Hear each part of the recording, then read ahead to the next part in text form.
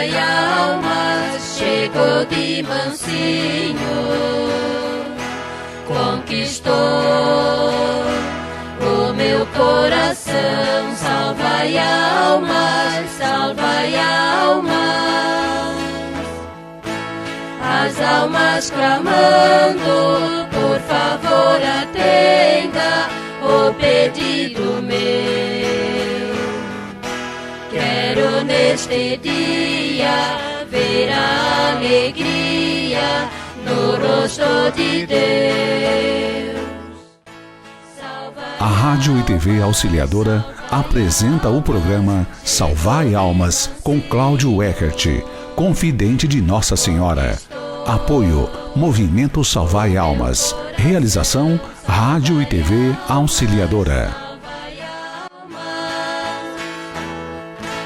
É o amor chegando, coração pulsando e o povo a rezar. É Jesus sorrindo, coração abrindo e o mundo a cantar. Salvai almas, chegou de mansinho. Caríssimos amigos do Movimento Salvai Almas, Paz de Jesus, Amor de Maria, a força do Espírito Santo. Vamos começar de novo pela oração total, de entrega total ao Pai. Pai, queremos vos entregar neste momento a nossa vida. Queremos que façais de nós instrumentos de amor e de paz. Protegei-nos para podermos caminhar as estradas de Jesus, seguindo o seu rastro de sangue, seu rastro de amor. Aqui estamos, Pai, à vossa disposição. Tomai-nos, somos vossos. Protegei toda a nossa casa, nossa família. Protegei as famílias em todo o mundo. Protegei a todos nós do inimigo mortal que nos quer arrebatar. Ajudai-nos para que tenhamos coragem de seguir Jesus. Queremos entregar a nossa vida nas vossas mãos. Sabemos que quereis transformar o mundo. Contai conosco, Pai. Queremos vos ajudar. Obrigado, Pai, por nos ter escolhido, porque não somos nada e mesmo assim nos escolhestes. Não somos nada, não somos nada. Oxalá possamos fazer o nosso trabalho conforme pedis. Queremos ser vossos instrumentos, mas precisamos de mais coragem, de mais amor. Precisamos do vosso amor. Dai-nos o vosso amor. Obrigado, Pai. Amém. Pai nosso que estás no céu, santificado seja o vosso nome. Venha a nós o vosso reino. Seja feita a vossa vontade, assim na terra como no céu. O pão nosso de cada dia nos dai hoje. Perdoai nossas ofensas, como nós perdoamos que nos têm ofendido. E não nos deixeis cair em tentação, mas livrai-nos do mal. Amém. Ave Maria, cheia de graça, o Senhor é convosco. Bendita sois entre as mulheres, bendito é o fruto do vosso ventre, Jesus. Santa Maria, Mãe de Deus, rogai por nós, os pecadores, agora e na hora de nossa morte.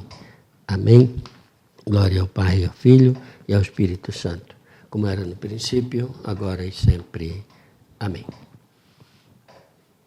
Caríssimos irmãozinhos de Jesus, hoje eu gostaria de falar um pouco sobre Nossa Senhora de Sion. Nossa Senhora de Sion, nós vamos festejá-la no dia 25 agora, com o cenáculo, primeiro cenáculo do ano. E muitas pessoas perguntam, por que Nossa Senhora de Sion? Quem é Nossa Senhora de Sion? Por que o Salvai Almas se dedica a essa devoção a Nossa Senhora de Sion? Então, é verdade, Nossa Senhora de Sion no Brasil é pouco conhecida. Tem poucos lugares do Brasil onde ela é invocada, porque no Brasil é pouco conhecida. A congregação dos religiosos de Nossa Senhora de Sion,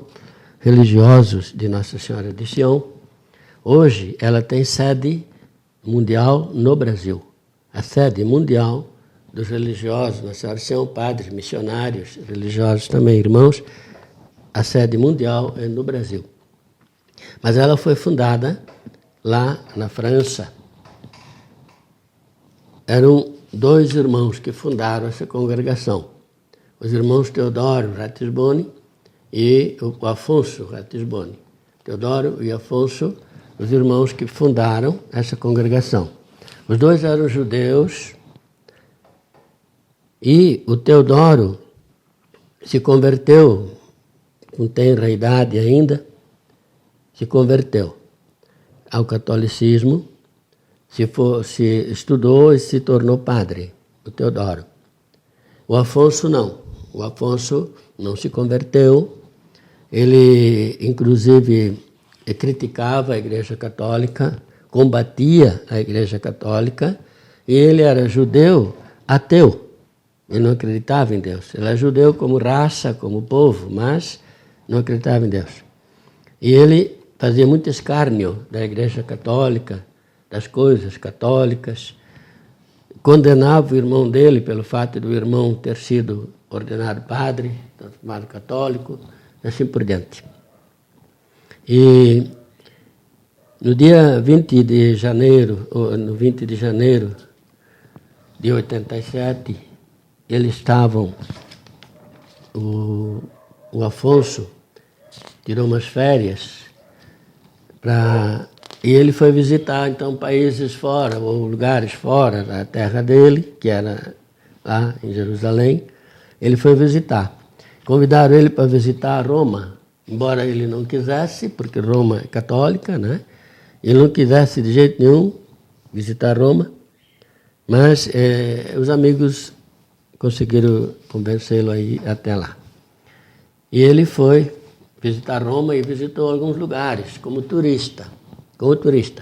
Mas ele fazia pouco caso do Papa, fazia pouco caso das coisas católicas, da Igreja Católica, das imagens, dos monumentos que ele via lá em Roma, ele fazia pouco caso.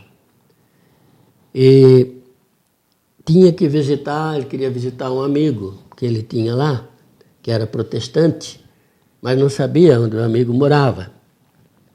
Ele achava que era numa casa e acabou entrando na outra casa. Mas as pessoas acolheram-no bem. E essa família era católica.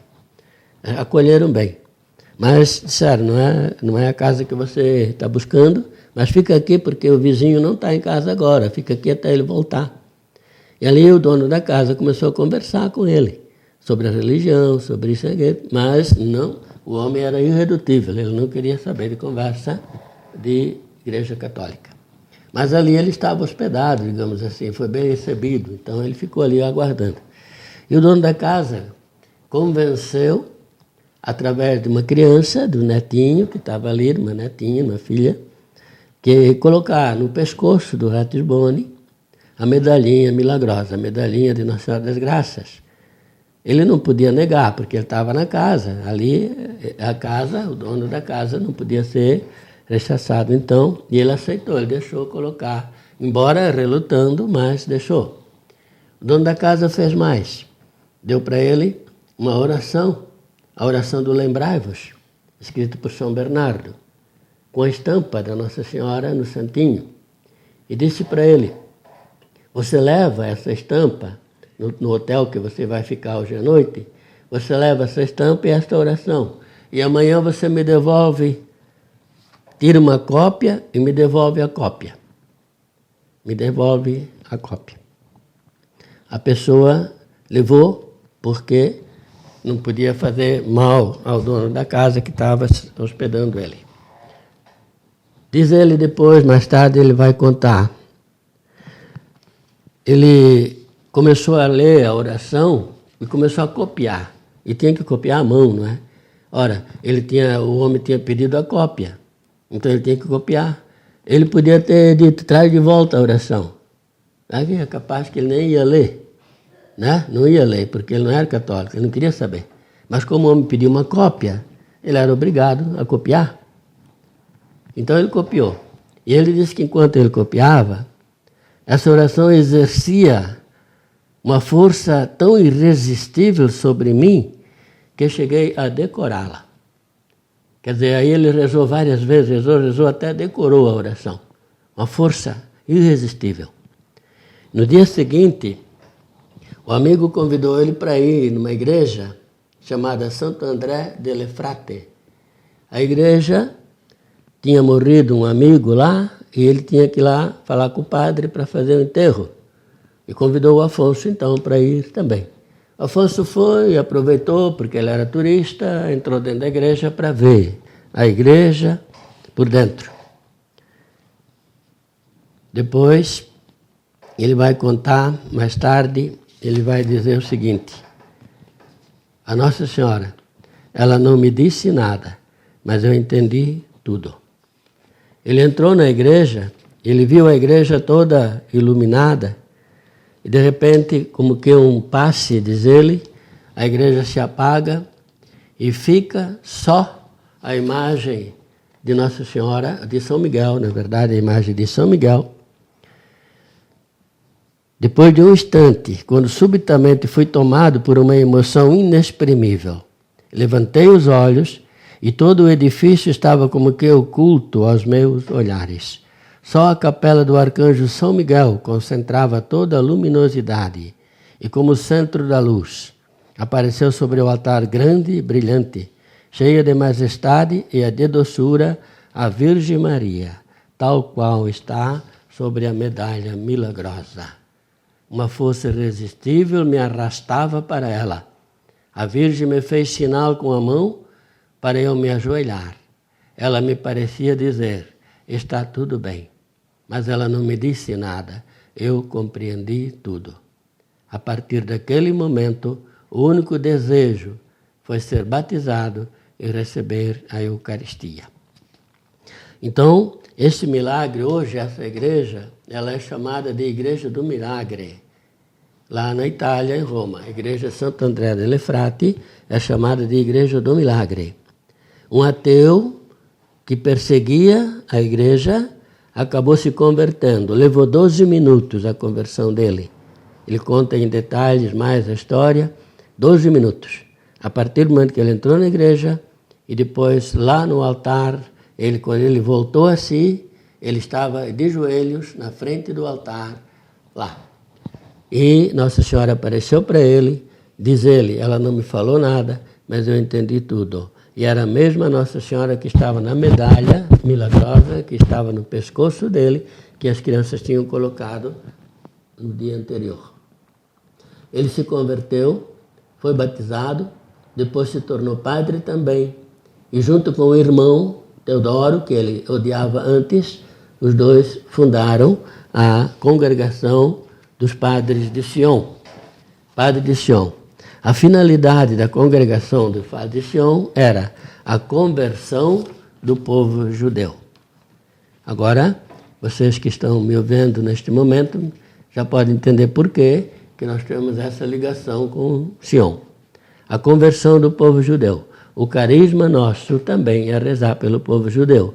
A Nossa Senhora nos pede, reze pelo povo judeu. Porque o povo judeu é o povo de Nossa Senhora, é o povo de Jesus. Jesus nasceu lá, Nossa Senhora nasceu lá. É o povo deles. E na Bíblia fala, antes que aconteça o fim, tem que acontecer a conversão daquele povo que me transpassou.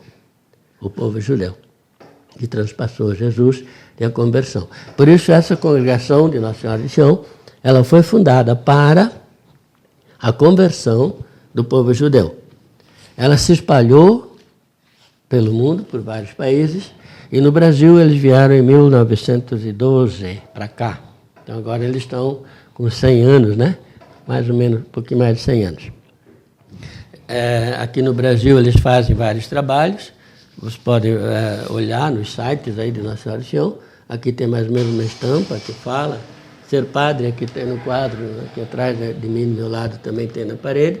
Ser padre, eles colocam uma sugestão, né?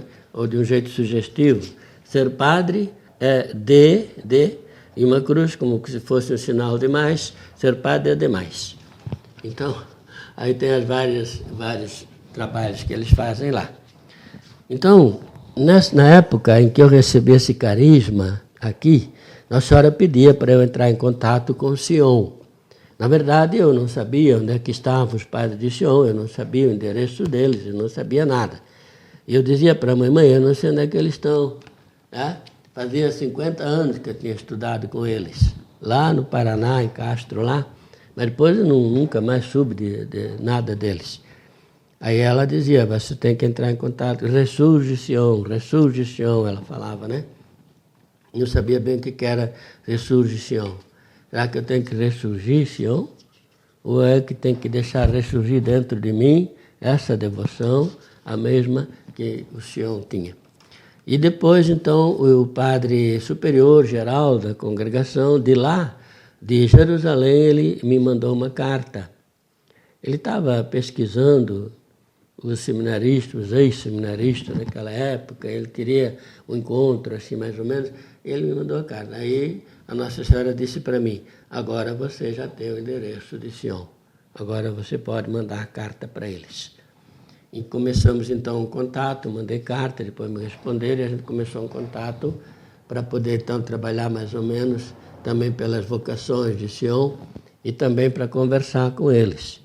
Tinha muitos padres deles que não estavam rezando pela conversão do povo judeu. Aliás, eles mesmos falam, nesse livrinho aqui, escrito por o padre Vicente Pinto Ribeiro, que era o superior geral na época, ele diz aqui, o carisma de Sion começou como para a conversão do povo judeu, mas hoje não. Hoje é diálogo judeu-cristão.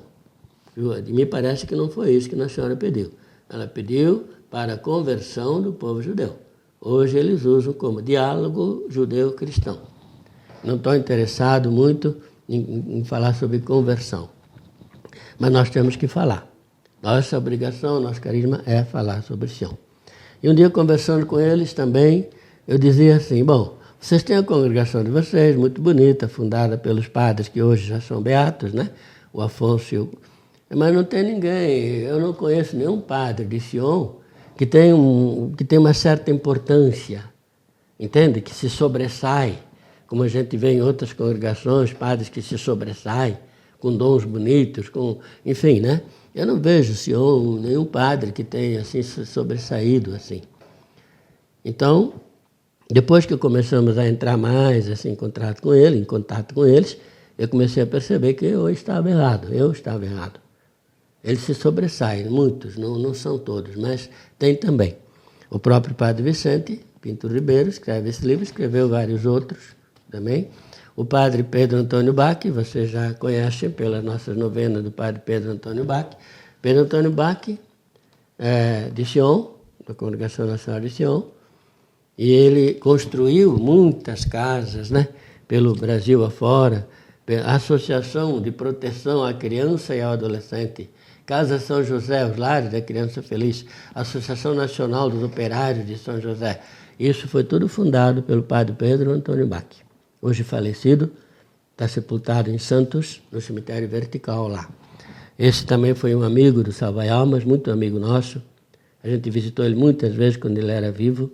E no dia da morte dele, nós estávamos lá no Espírito Santo, em Vitória, na capital, nós estávamos lá, fazendo nosso cenáculo, e dali, da casa lá onde ele estava, no hospital, ele pediu para alguém dar um recado para nós rezar por ele.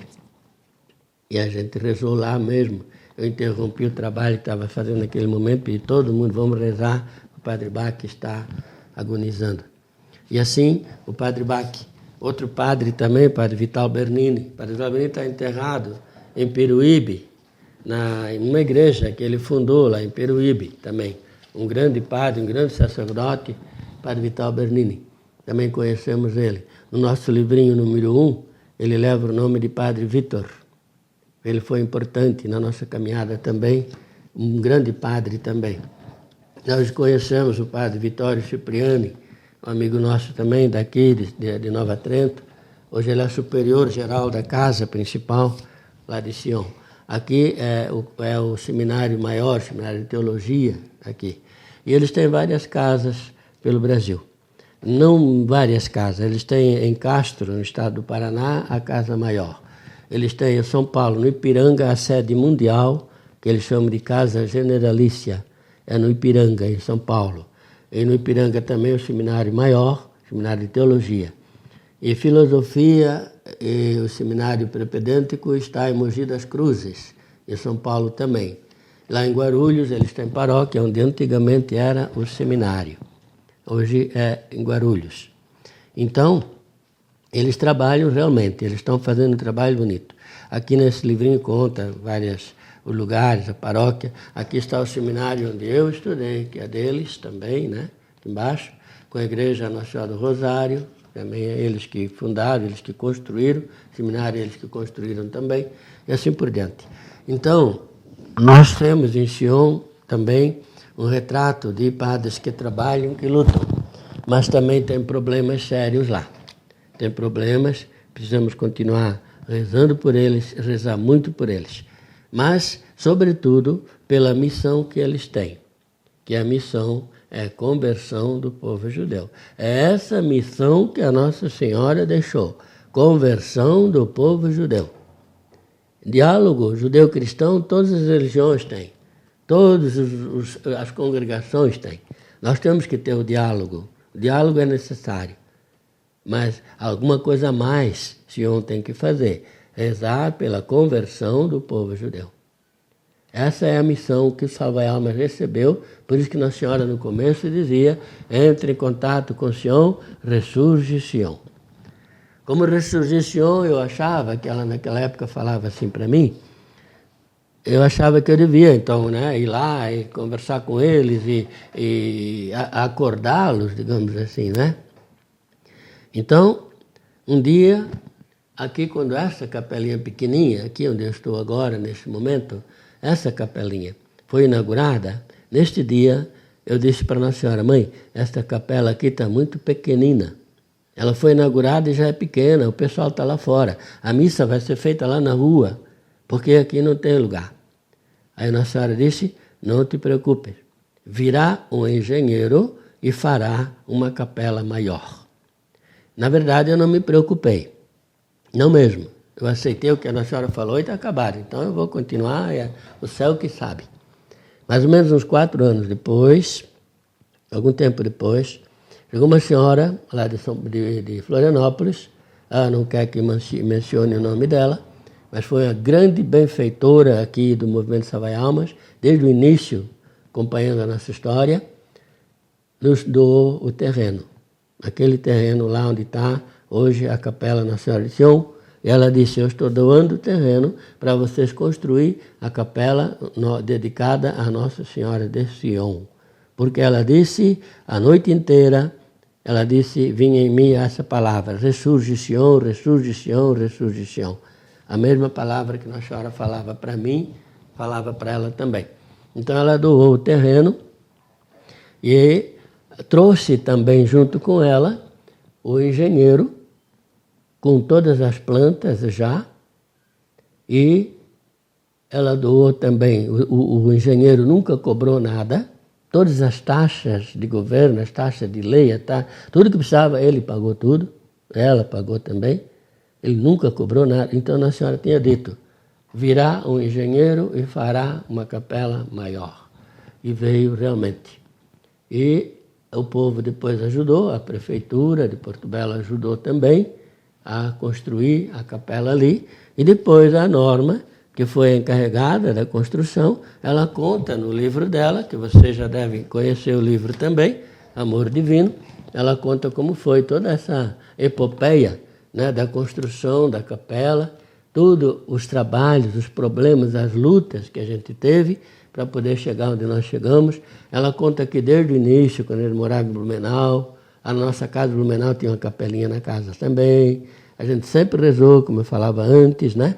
Aqui nesse livrinho tem várias fotos da igreja em construção e de tudo. Ela relata aqui do jeito dela, porque a Norma não tem curso, ela tem mal o primário também, a escola primária.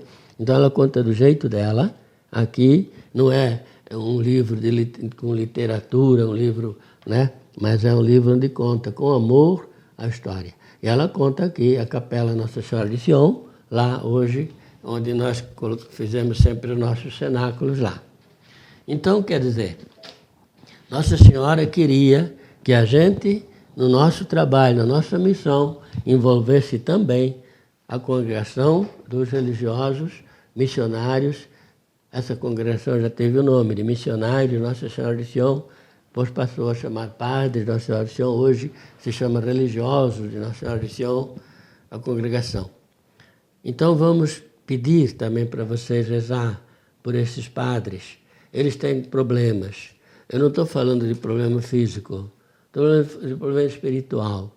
A igreja está vivendo um tempo difícil, sabe? A confusão está sendo cada vez maior. Muitos padres que conversam com a gente dizem: não perguntem nada para mim, porque eu estou mais confuso do que vocês. Está entendendo? Tem padres que estão realmente sem saber, sem rumo quase. Precisamos rezar por eles. Nossa Senhora sempre diz: reza pelos padres, reza pelos padres, reza pelos padres. Ela sempre fala isso. Devemos rezar por eles. Então, agora nós vamos fazer o primeiro cenáculo do ano, dia 25, na Capela Nossa Senhora de Sion, e o cenáculo dedicado a Nossa Senhora de Sion, dedicado então ao povo judeu, por causa do carisma de Sion. Sion, a palavra Sion é bíblica, né? Está lá na Bíblia. Sion é a cidade celeste, né? Sion é a cidade celeste. No Brasil podemos chamar de Sião, né? Sião. Mas como foi fundada na França, usa a palavra Sion. É francês, né? Religiosa de Sion. Nós vamos fazer o cenáculo da Senhora de Sion, o primeiro cenáculo do ano. A gente convida vocês para assistir o cenáculo, participar. Vamos fazer bonito, vamos agradecer a Nossa Senhora também por ela querer ter esse contato com a gente, querer caminhar com a gente. E ela é do povo judeu. Ela é do povo judeu. Jesus é do povo judeu. Mas o povo judeu, como diz no Evangelho de São João, no primeiro capítulo do Evangelho, vai dizer: eu vim para os meus, mas os meus não me reconheceram. Quer dizer, ele veio, mas o povo dele não o reconheceu. Ele veio para o que era seu, mas os seus não entenderam. Então, nós ainda hoje vemos isso acontecer. O povo judeu não reconhece Jesus, e era do povo deles. Hoje nós temos que entender, as coisas não estão boas, o mundo não está bom. No cenáculo, agora há pouco tempo, Nossa Senhora falava: não tem mais conserto, não há mais esperança para o mundo, não há mais o que fazer. Então ela disse: mas ainda sobra um pouco de tempo para a conversão. Para a conversão. Sobra um pouco de tempo para a gente poder falar em conversão, falar com as pessoas sobre conversão. Sobra um pouco de tempo ainda. Vamos falar de conversão enquanto nós tivermos tempo. E vamos rezar por Sion. Naquele livrinho também de orações, nós temos a oração chamada Deus de Bondade. Deus de Bondade. Ele está no número 7, na página 19 do livrinho. Deus de Bondade. A gente reza para o povo judeu.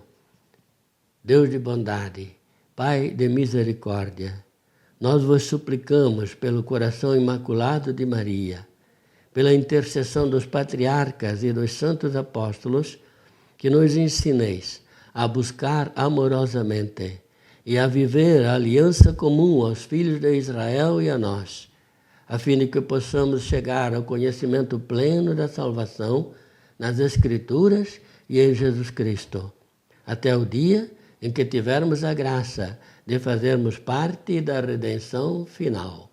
Amém. Pai, perdoai-nos, porque ainda não vos conhecemos plenamente.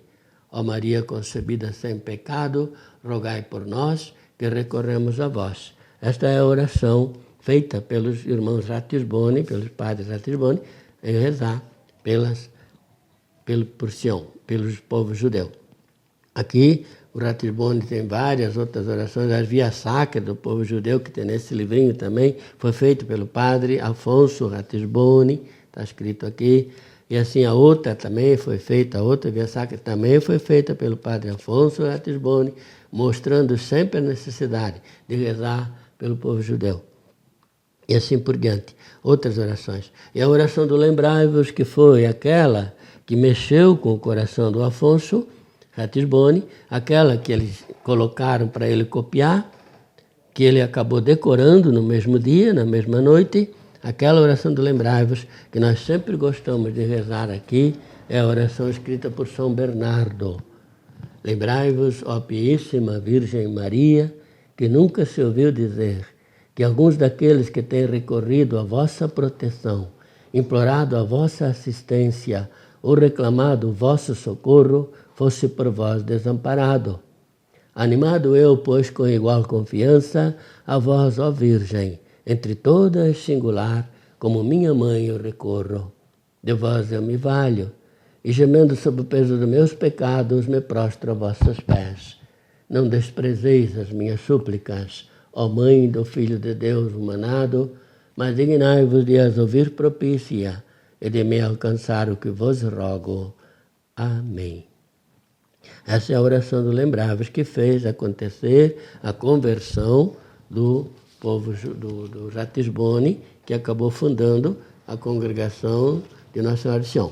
Lá em Jerusalém, na comunidade de Jerusalém, o prédio que eles têm lá, aqui, esse prédio é uma cidade. Ele tem tudo lá dentro como uma cidade. Hoje, o Vaticano usa uma parte do prédio e a outra é uma universidade para do diálogo judeu-cristão.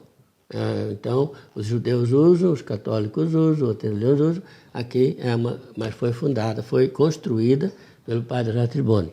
Outra construção em Jerusalém, esse aqui é o portal dessa construção. A outra construção de Jerusalém está no Arco do Etiomo, aonde o Pilatos entregou Jesus. Trouxe Jesus lá todo ensanguentado e apresentou, eis o homem. Esse arco, Etiomo, hoje pertence a Sion. Está lá, é o prédio, lá fica na Via Sacra, no caminho que vai ali fazendo a Via Sacra lá, onde Jesus passou com a cruz. Ali é o arco, no Arco da Sion também tem uma casa de Sion ali, vários religiosos ali. Então ele, o padre Ratisbone, tentou comprar, tentou adquirir lugares assim, onde Jesus passou. Essa casa grande aqui, onde tem a universidade lá, é onde o profeta Isaías colocou e falava e deu a profecia sobre Jesus, sobre a vinda de Jesus. Esse local onde Isaías viveu, onde ele estava, Sion tem o prédio principal deles lá. Um outro local também, onde Santa Isabel foi visitada, né? A cidade de Alcaim, né? Lá também tem uma casa de Sion, onde Nossa Senhora visitou Santa Isabel. Lá também tem uma casa de Sion. Então, Sion, lá fora, eles têm mais casas do que aqui no Brasil. Mas a sede principal deles, mundial, é no Brasil. Em São Paulo, no Ipiranga, a Igreja São José Operário, no bairro de Ipiranga, aqui, também foi a primeira paróquia deles no Brasil. A Igreja São José Operário, a primeira paróquia deles no Brasil. Hoje, ao lado da igreja tem o Colégio de Sion, colégio grande deles também, dos padres de Sion, Colégio de Sion e outras coisas lá. Então são um pessoal que trabalha, mas sobretudo dedicando-se ao estudo. Eles estudam muito. Estudam, claro, lá o povo judeu. Eles estudam as origens do povo judeu. Então, esse é um pouquinho daquilo que é de Sion. E por que, então, o motivo de a gente estar ligado em Sion? Porque Nossa Senhora pede para rezar pelo povo dela. Ela que é do povo judeu, Jesus do povo judeu. Eu tenho um tempinho ainda. Tem uma carta aqui que eu tinha mandado. A carta, não sei mas acho que vai dar tempo de ler. Eu tinha mandado para Reverendíssimo Cardeal Ratzinger, do Vaticano, em 3 de agosto de 98. Eminência, neste momento gostaria de vos pedir a bênção a mim e extensivas à minha casa, para que possamos sempre caminhar a reta estrada que nos conduz a Deus com mais ardor e fé e coerentes com a nossa doutrina. Como ovelha que sou, confesso que nesses dias terríveis de verdadeiras tribulações, ando confuso e, de uma certa maneira, sem rumos. É realmente difícil saber hoje qual pastor seguir, já que cada qual possui informações diferentes. É óbvio que não acontece com todos, mas posso garantir que a maioria dos nossos bispos e sacerdotes não fala a mesma linguagem doutrinal e até, digo convicto, esquece-se do primordial, falar sobre as coisas de Deus, isto é, falar aos corações. De fato, de que adianta uma igreja que se preocupa somente com o social, enquanto seus templos se esvaziam assustadoramente? De que nos valem pregações vazias, isto é, sem o exemplo de uma vivência autenticamente cristã dos pregadores? Isto faz afugentar o rebanho. Ninguém quer ser mais enganado. Onde está verdadeiramente a nossa doutrina? Na Bíblia? Sim, logicamente na Bíblia. Mas se cada um ali procurar as verdades, de que adiantariam os padres? E se cada padre tem a liberdade de pensar e agir a seu modo, de acordo com o seu modo de pensar, para que serviriam os bispos? E se os bispos agem livremente, para que serve uma hierarquia? Somos ou não uma igreja? Formamos ou não uma unidade em busca do amor maior? Tudo indica que não. E assim vão se dispersando as ovelhas, pois buscam verdades e respostas às suas indagações, mas em não encontrando mais aqui, se abrigam em outros redis. O que temos visto são verdadeiras confusões de ideias entre os pastores encarregados justamente de unificar o rebanho, dando ao invés dessa contribuição tão divina, o mau exemplo com suas rixas, falta de atenção, falta de responsabilidade, sobretudo a ausência completa daquele amor tão vivido e tão solicitado pelo próprio Jesus. Que igreja é esta? Para onde vamos? Quais pastores ou ideias devemos seguir? Nosso pastor maior, o Papa, cuja voz já pouco se ouve, porque anda tão escondido e abafado. O que, eminência, está acontecendo com esta nossa igreja? Adianta existir uma igreja assim? Uma igreja polêmica, que divide seus fiéis ao invés de arrebanhá-los? Creio firmemente que essa não era a ideia do idealizador Jesus. Creio firmemente que se Jesus viesse hoje, varreria a maioria de seus pastores para fora, para a rua. Mas talvez Jesus não fizesse isso, pois ele tem um grande coração e esbanja misericórdia. Certamente, no entanto, pediria satisfação aos responsáveis por tais pastores, e quem sabe a estes ele expulsaria. Creia, eminência, esta carta não tem a finalidade de criticar as ações dos pastores e muito menos a igreja, só pelo fato de criticar. Esta carta procura respostas, tem a nítida finalidade de tentar procurar e, quem sabe, encontrar as respostas para a tamanha confusão que se faz sentir na igreja. Nós, o rebanho, o que devemos fazer? A quem devemos ir? A Vossa Eminência foi escolhido por Nossa Senhora para nos dar essas respostas. E creio que se for escolhido é porque Vossa Eminência é merecedor de grande respeito por parte dela. Assim confio em Vossa Eminência, perceberá todas as nossas angústias, procurará averiguar os acontecimentos e, quem sabe, tomará as providências, embora nem todas, competendo a vós. Mas, por que Nossa Senhora pede, através deste confidente, que nos dirijamos a Vossa Excelência? Certamente ela, a Mãe do Universo, também quer respostas. Assim, Eminência, aguardamos a vossa carta, que tenho certeza nos levará aos caminhos corretos. Confio plenamente em Nossa Senhora. Precisamos urgentemente saber qual o nosso rumo. Qual o rumo da nossa igreja, a una, santa, católica, apostólica, romana, ou não será mais este o nome dela? Reitero aqui o meu pedido de bênçãos através de vossas sagradas mãos a toda a minha casa, a todo o rebanho de Jesus. Que Deus ilumine Vossa Eminência e que dê forças e muita fé, determinação e coragem para a missão a vós solicitada pelo próprio Deus da vida, o Senhor da eternidade. Com respeito, amor de filho, Cláudio Eckert. Essa carta foi mandada para o cardeal Ratzinger. Ele não era o Papa ainda. Ele era o cardeal prefeito para a doutrina da fé. A resposta veio. Veio em 23 de 11 de 98. Vocês percebem que nessa época nós não tínhamos aqui o movimento Salva-Almas, né? Antes, como eu falava já antes, a gente já trabalhava envolvido com a igreja, a gente já tinha nossa resposta, né? A resposta é assim: Senhor Cláudio Eckert, estimado Senhor Eckert, ha sido recebida sua carta de 3 de agosto do presente ano, por meio da qual o Senhor e Sua Eminência se preocupa, ou você se refere a Sua Eminência, o cardeal, preocupado com o estado generalizado de confusão doutrinal que hoje em dia existe na igreja e, ao mesmo tempo, você solicita orientações a respeito. Está escrito em espanhol, tá? Então, a gente está traduzindo mais ou menos aqui.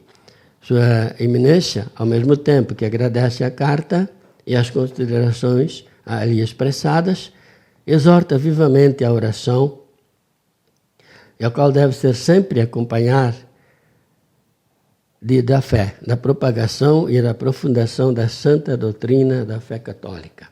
A oração, ele está pedindo aqui, a oração profunda e a propagação da sã doutrina da fé católica. Ele está pedindo isso. Ele não disse o que ele vai fazer, mas ele pediu a oração e a propagação da verdadeira doutrina da fé católica. Sem mais a fazer referência, aproveito a ocasião para confirmar meu afetíssimo em Cristo atentamente. Aí então, ele mandou também para nós um cartão de Natal, mas esse cartão de Natal eu mostro outro dia, porque aquele ele já era Papa. Aí quando ele era Papa, ele mandou um cartão de Páscoa para nós, de Páscoa. Eu mostro outro dia. Hoje eu só quis falar sobre isso. A igreja vive realmente uma grande confusão. Vamos rezar. O Papa também sabe disso, ele sabia disso. Meus amigos, irmãozinhos de Jesus, muito obrigado por mais este momento. Que Deus abençoe vocês. Vamos trilhar este ano fazendo cada vez melhor aquilo que a gente precisa fazer. Amém?